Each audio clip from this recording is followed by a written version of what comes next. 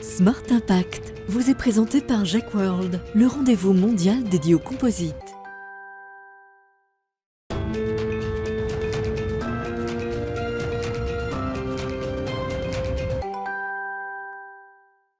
Bonjour à toutes et à tous, Smart Impact est au 60e GEC World, le salon international, l'événement mondial des matériaux composites, 1300 exposants, une centaine de pays représentés, plus de 44 000 visites professionnelles attendues, les composites qui sont évidemment au cœur des enjeux de transformation environnementale, de décarbonation de l'industrie. On en parle tout de suite avec mes invités.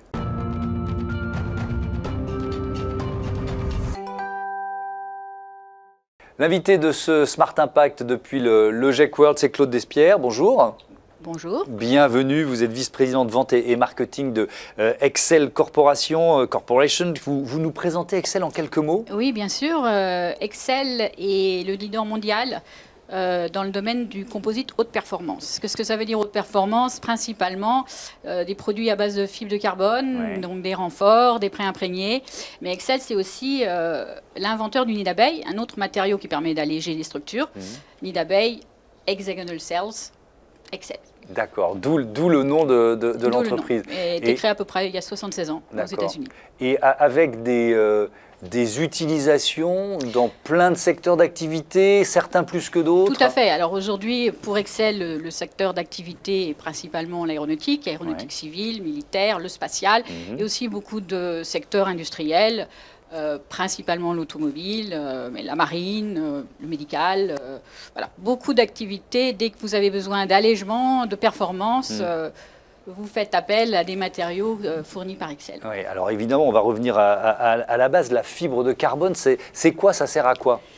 La fibre de carbone, en fait, ces matériaux, il faut vous dire que c'est le concurrent principal, c'est le métal. Donc notre but, c'est de remplacer le plus souvent du métal dans les structures. Et pour vous donner un exemple, la fibre de carbone est 5 fois plus résistante que de l'aluminium, tout en étant 30% plus légère. Donc aujourd'hui, on cherche de l'allègement, de la performance. C'est un matériau qui a effectivement de plus en plus, qui trouve de plus en plus d'applications dans beaucoup de domaines. Et au fur et à mesure des dizaines d'années d'existence du composite, de nouvelles applications ont été trouvées et on attend les prochaines. On est sûr qu'on n'est pas encore au bout. Oui. Avec une dimension qui est une dimension évidemment majeure dans ce GEC World et puis dans le secteur des composites depuis plusieurs années, qui est la durabilité, les enjeux de transformation environnementale. Comment vous répondez à ces défis, déjà peut-être sur le carbone lui-même, c'est-à-dire sur son utilisation, le fait d'en perdre le moins possible? Je ne sais pas, j'imagine qu'il y a déjà une réflexion de ce côté-là. Il y a une réflexion, mais c'est vrai qu'il y a aujourd'hui, jusqu'à présent, il y a beaucoup de pertes quand le carbone est produit, est utilisé chez nos clients. Mais en fait, le carbone intrinsèquement est excellent pour l'environnement. On oublie de le dire. On nous dit souvent, vous consommez beaucoup d'énergie par rapport à d'autres matériaux, donc vous n'êtes pas si sustainable que ça. Mais en fait, non, on est léger. Donc par définition, à l'origine, on est sustainable. Enfin, on apporte à l'environnement. Donc ça, et on est tellement léger que, bien sûr, peut-être qu'au moment où on produit, au moment où nos clients produisent, il y a de la perte au feu, je veux dire. Mais par contre, dès que vous commencez à utiliser dans le transport nos matériaux, vous économisez tellement dans votre consommation de carburant, d'énergie, qu'en un claquement de doigts, vous avez récupéré tout le malus. Ça, c'est aujourd'hui. Bien sûr, notre industrie ne s'arrête pas là. Donc, on a à cœur d'améliorer l'empreinte carbone de nos produits. C'est faisable. Il suffit déjà d'utiliser une énergie une énergie renouvelable.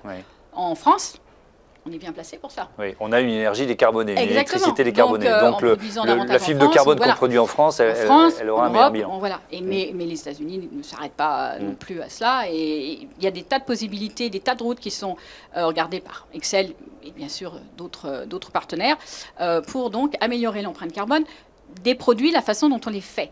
Maintenant, après, bien sûr, vous avez tout à fait raison, amélioration des pertes, des pertes à tous les niveaux de la supply chain, donc chez nous, chez nos clients.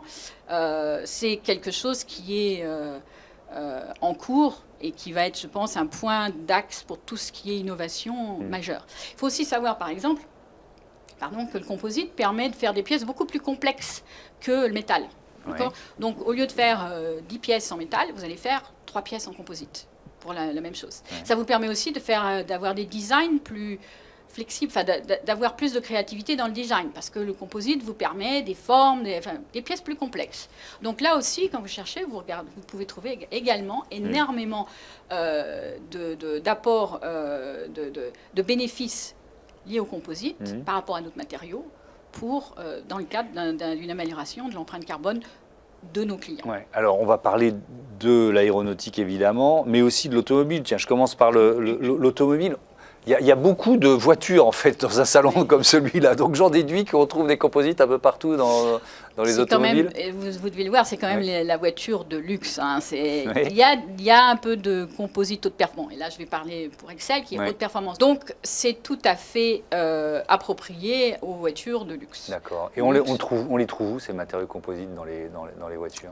Vous avez aussi bien les structures, donc c'est-à-dire tout le monocoque, tout le châssis, une partie du châssis. Ça peut être sur certains véhicules, ils vont faire une sorte de cellule de sécurité, voilà. Ouais. Et puis, ça va si vous avez en tête la Formule 1, qui était à l'origine, bien sûr, tout en carbone. Voilà, c'est cette idée de la coque dans laquelle le pilote va être totalement sécurisé. Mais ça peut être la même chose dans une voiture de luxe, alors avec beaucoup plus de place. Hein, c'est plus du tout le même design. Et puis, vous avez tout ce qui est l'esthétique, ce qu'on appelle l'esthétique, donc tout ce qui est le body, tout ce qui est la carrosserie, alors pas toutes, mais certaines parties en carrosserie, avec des parties visuelles et des parties non visuelles, donc sous la peinture. Encore une fois, visuelles, parce que vous avez quand même, dans une voiture de luxe, envie du carbone, de le voir. C'est quelque chose qui est quand même très attractif, qui marche très bien. Ouais. Et puis peinture, les pièces peintes, parce que, à nouveau, vous apportez de l'allègement. Donc, il y a énormément de pièces. Et après, c'est suivant les modèles, suivant les voitures, suivant le positionnement du modèle, du choix du constructeur. Et alors, dans le secteur de l'aéronautique, c'est sans doute la partie de l'activité d'Excel la plus importante aujourd'hui, c'est ça? L'aéronautique commerciale, c'est à peu près 65-70% d'Excel, chez Excel. Ouais. La feuille de route, c'est de faire des avions de plus en plus légers, si je comprends bien. Hein. Voilà, la feuille de route, c'est l'avion plus léger. Il faut voir qu'au départ, il y avait peut-être 20% d'un avion avec du carbone, et la 350 ou le 787 sont à 50% de carbone. Vous avez des voilures complètes en carbone, vous avez des fuselages, vous ne l'imaginez peut-être pas quand vous rentrez dans un avion, mais vous êtes, les dernières générations d'avions, vous ne rentrez pas dans un fuselage en métal, vous rentrez dans un fuselage en carbone. Donc vous avez des problématiques autres, et vous avez quelque chose de très fin, très léger et très fin. Là aussi, c'est quelque chose que le composite vous permet. Vous pouvez être rigide et fin. Tandis qu'en métal, souvent, c'est une des difficultés. Vous êtes trop fin, vous pouvez essayer sur une voiture, mettez le doigt sur une portière, ça va s'enfoncer. Pas le composite. Pas avec le composite. Et donc, l'aéronautique, les avionneurs, ils vous demandent de continuer. Jusqu'où on peut aller dans l'allègement des avions? Alors, c'est l'allègement. Et il y a quand même le côté économique, à moindre coût. C'est-à-dire que prenant de plus en plus de place dans un avion, de plus en plus de poids dans le sens part dans l'avion, vous avez quand même un côté économique, c'est-à-dire comment avoir des matériaux. Ce n'est pas forcément d'ailleurs des matériaux moins chers, c'est aussi des solutions pour eux pour produire qui sont moins chères. C'est-à-dire, encore une fois, moi je crois que j'étais au début des GEC, dans le temps vous aviez beaucoup de gens qui ils faisaient quelques pièces par an, ils produisaient dans un garage. Maintenant, le composite est devenu un milieu industriel. Vous avez beaucoup d'automatisation. L'IA est quelque chose que tout le monde regarde. Comment faire intégrer l'IA dans notre future façon de produire, nos clients, etc. Donc, en devenant plus industriel, on cherche aussi l'optimisation des coûts. Et l'optimisation des coûts, moins de pertes. Produire plus vite. Produire avec moins de complexité, moins de risque d'erreur. Meilleure qualité. Parce qu'encore une fois, non-qualité dit perte. Donc, et encore une fois, si l'on revient au sujet environnemental, la meilleure façon d'améliorer notre impact, c'est pas de réduire c'est de réduire nos déchets, effectivement. C'est de ne pas faire de déchets, de n'en faire aucun. Voilà, ça, c'est un de nos axes. Et un des défis d'aujourd'hui et de demain. Un des défis. Et il y en a de multiples, et c'est ce qui rend ce secteur extrêmement attractif, toujours innovant, toujours cherchant plus de performance pour un coût, pour quelque chose de toujours plus abordable, et donc qui va peut-être permettre là aussi d'atteindre, de rentrer dans des nouveaux secteurs. Ouais, merci beaucoup, et c'est ce qui rend effectivement ce salon, ce Jacquard également passionnant. Merci Claude Despierres et bon salon. On passe tout de suite à notre débat, notre édition spéciale continue. On va voir comment la chimie permet de créer des matériaux composites durables.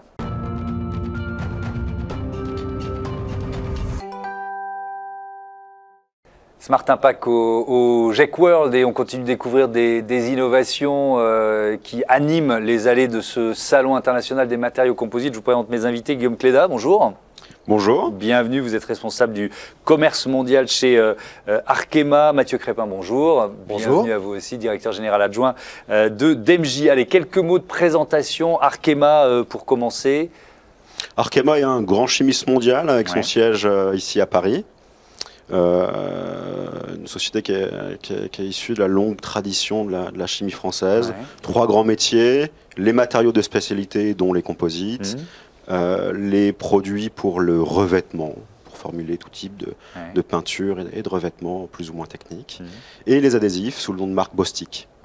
Vous inventez des matériaux, on peut tous dire les ça jours, comme ça. Voilà, à travers nos 16 labos à travers le monde, on développe des nouveaux matériaux sans cesse, plus performants, plus légers, recyclables. Ouais, évidemment, on parlera de cet enjeu de recyclabilité. Présentez-nous DEMJ en quelques mots, Mathieu Crépin.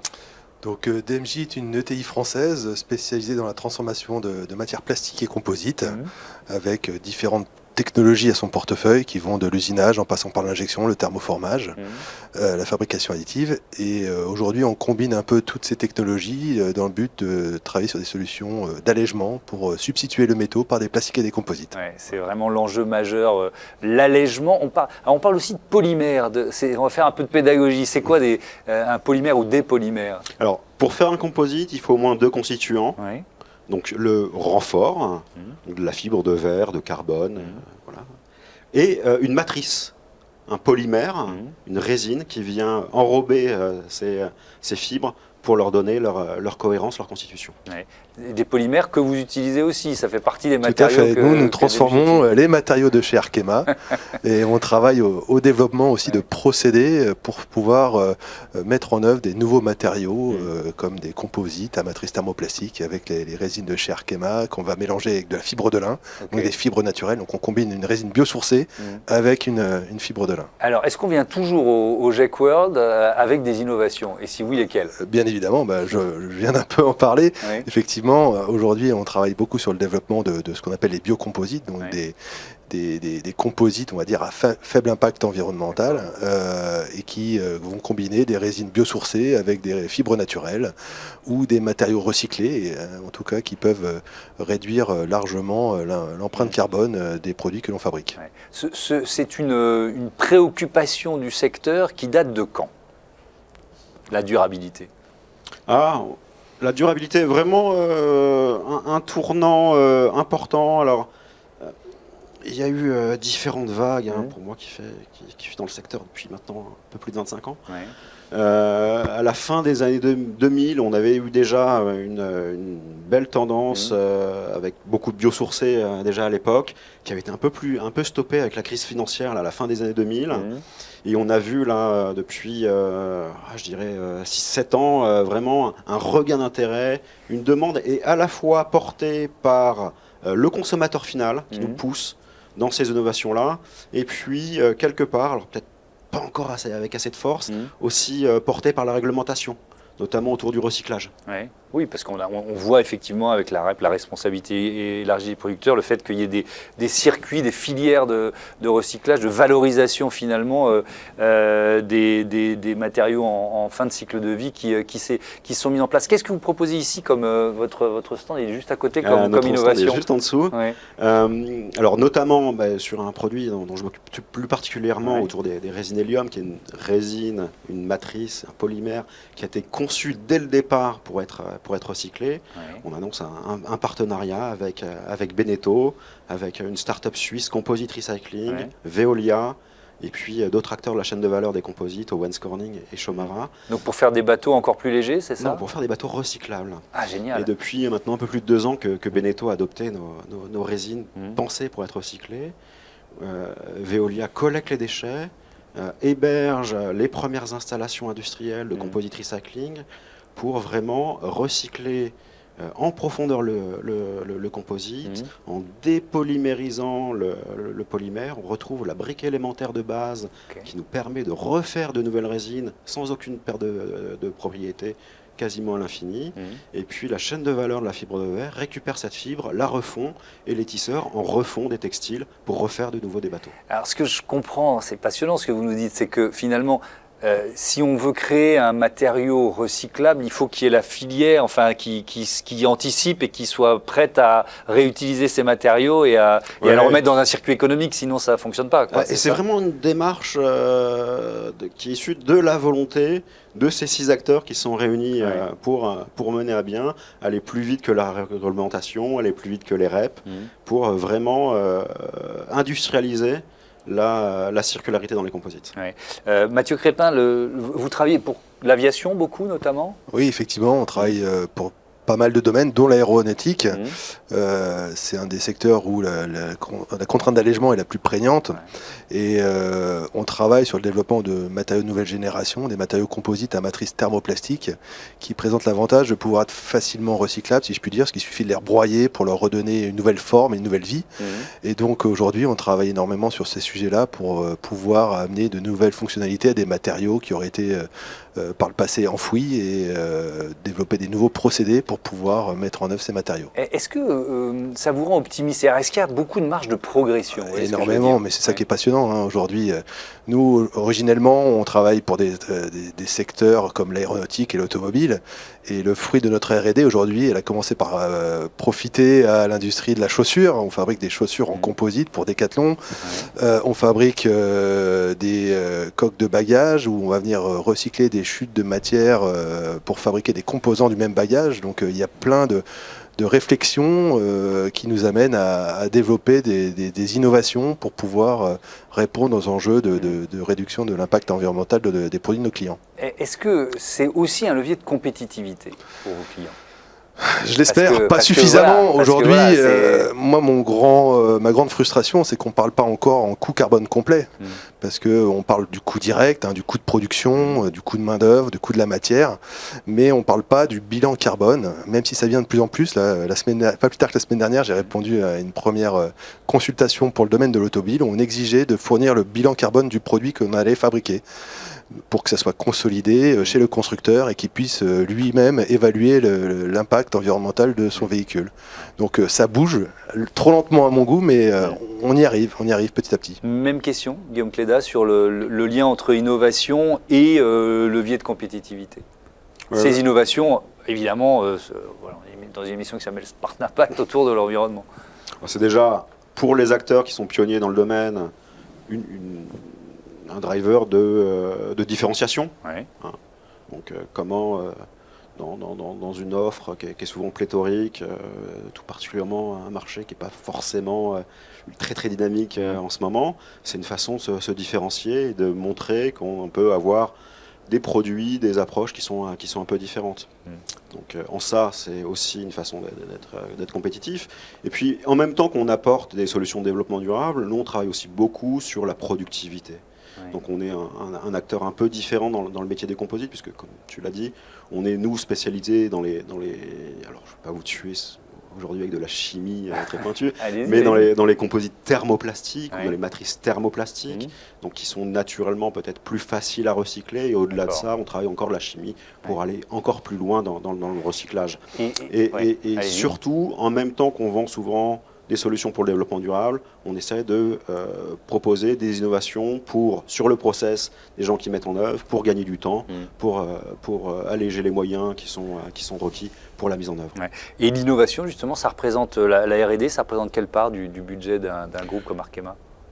On a publié la semaine dernière, donc les chiffres sont tout neufs. 2,9% de notre chiffre d'affaires reconsacré à la R&D. plus de 240 brevets par an, et plus de 90% de ces brevets ont une contribution positive aux objectifs de développement durable. Plus de 90% Oui, des nouveaux brevets. Oui. Ça veut dire que c'est une demande générale, quoi. C'est vraiment une mobilisation de toute l'entreprise à tous les niveaux, d'être vraiment tourné vers le développement durable, et c'est vraiment la marque Arkema. Dernière question, toujours sur ces enjeux de développement durable, Mathieu Crépin.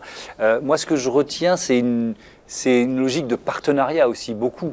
Vous travaillez, mais les autres interlocuteurs que j'ai pu recevoir dans les émissions ici me disent tous un peu la même chose. Bien sûr, quand on travaille sur le développement éco-responsable, on raisonne généralement sur l'analyse du cycle de vie. Donc on va considérer la production d'une pièce depuis l'extraction des matières premières jusqu'à la fin de vie du produit.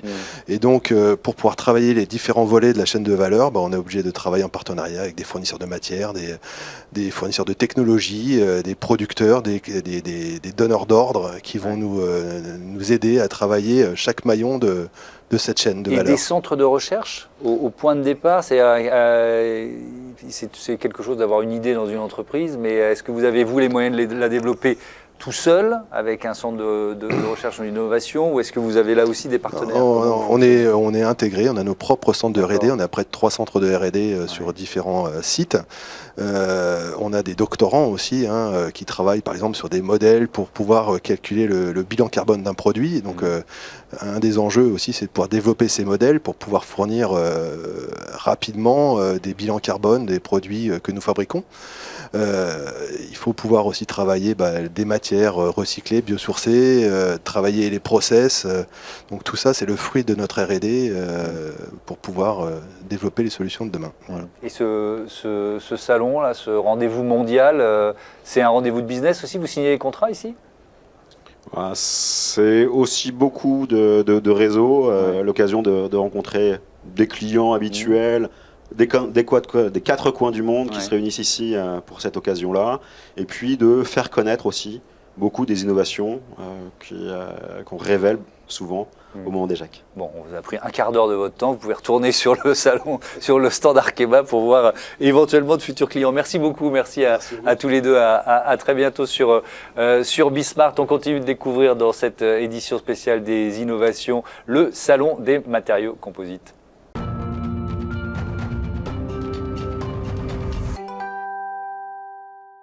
Smart Impact au 60e salon JAC World. On continue de découvrir les innovations proposées, présentées cette année avec Adrien Marchandise. Bonjour.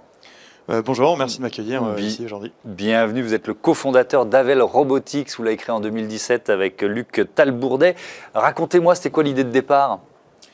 Alors on a créé Havel avec Luc après qu'il ait géré le projet de Vendée Globe de Jean-Pierre Dick pendant 16 ans. Ouais. Et quand les foils sont arrivés dans le milieu des IMOCA, les techniques de fabrication qui permettaient de fabriquer les pièces de ces bateaux, les dérives, les safrans, etc. Étaient plus suffisamment fiables pour pouvoir répondre aux enjeux avec tous les efforts qui arrivaient. On a donc souhaité avec Luc imaginer des méthodes de production nouvelles. Ouais. Et je ne sais pas si vous connaissez ces robots que la société Corellis Composite a développés pour l'aéronautique. Donc c'est des robots qui servent à produire des pièces en série. Okay. Nous, on y a vu aussi la possibilité de les utiliser comme une imprimante 3D géante, ultra adaptée pour la fabrication de prototypes, qui est le cœur des pièces qu'on fabrique dans la course au large. Donc vous fabriquez ces foils là qu'on voit sur les bateaux nouvelle génération les plus rapides, là, qui battent les records en tour du monde, avec des robots créés pour un autre usage. C'est ça l'idée de départ, ce que je comprends. Oui, tout à fait. L'idée, c'était de s'appuyer sur cette technologie qui avait été développée et prouvée, de l'utiliser pour un usage qui n'avait pas été imaginé initialement. Et en fait, assez paradoxalement, le savoir-faire qu'on arrive à développer grâce à la fabrication de prototypes, ensuite on le transfère vers l'aéronautique qui est friand des petites astuces qu'on vient imaginer pour fabriquer ça marche dans les deux sens, il y a un aller-retour. Ouais, passionnant. Et donc j'ai lu en préparant cette interview qu'il y a l'une de vos innovations qui va bientôt être testée pour la Mini Transat notamment. De quoi on parle alors? Donc nous on fabrique on fabrique des foils, c'est un des produits qui est le plus connu chez Havel. On est ultra fiers d'avoir eu les 2 skippers sur le podium du Vendée Globe qui avaient nos foils, Charlie Dalin et Johan Richaume, et d'équiper la moitié des foils de la classe IMOCA. Il y a un enjeu environnemental dans la production de ce type de pièces composites. Le fait d'utiliser un outil de placement de fibres automatisé, ça nous permet d'économiser énormément de matière par rapport à de la fabrication traditionnelle. Ça crée une différence de taille. Les foils qu'on produit, ils sont à 45 kg de CO2 équivalent par kilo de foil, alors que notre compétition fait des foils à 100 kg de CO2 par kilo de foil. On voulait garder cette avance, et pour ça, on a imaginé avec nos partenaires qui sont Compositic, Irma, Victrex, Diab et Minilab, on a imaginé de fabriquer des foils recyclables, donc en intégrant des matériaux qui peuvent avoir une seconde vie, et au sein de notre produit, en mettant des matériaux recyclés. Avant de fabriquer des foils qui vont faire le tour du monde, on veut déjà être capable de fabriquer des foils qui vont traverser l'Atlantique.